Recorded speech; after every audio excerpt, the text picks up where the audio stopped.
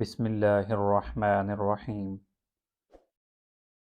حضرت زید بن طلحہ سے روایت ہے، وہ نقل کرتے ہیں کہ رسول اللہ صلی اللہ علیہ وسلم نے فرمایا، ہر دین کا کوئی امتیازی وصف ہوتا ہے، اور دین اسلام کا امتیازی وصف حیا ہے۔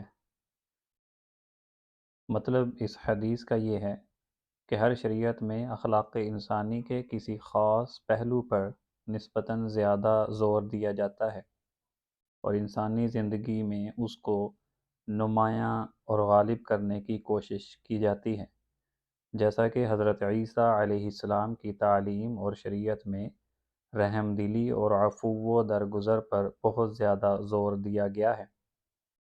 یہاں تک کہ مسیحی تعلیمات کا مطالعہ کرنے والے کو صاف محسوس ہوتا ہے کہ رحم دلی اور عفو و درگزر ہی گویا ان کی شریعت کا مرکزی نقطہ ہے۔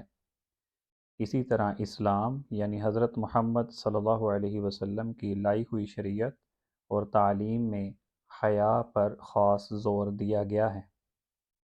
حضرت عبداللہ ابن عمر رضی اللہ عنہما سے روایت ہے کہ رسول اللہ صلی اللہ علیہ وسلم نے فرمایا، حیا اور ایمان یہ دونوں ہمیشہ اکٹھے ہی رہتے ہیں، جب ان دونوں میں سے کوئی ایک اٹھا لیا جائے تو دوسرا بھی اٹھا لیا جاتا ہے۔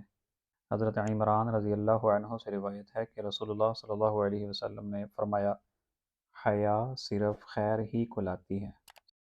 آپ صلی اللہ علیہ وسلم کے ارشاد کا مطلب یہ ہے کہ شرم و حیا کے نتیجے میں کبھی کوئی نقصان نہیں ہوتا، بلکہ ہمیشہ نفع ہی ہوتا ہے۔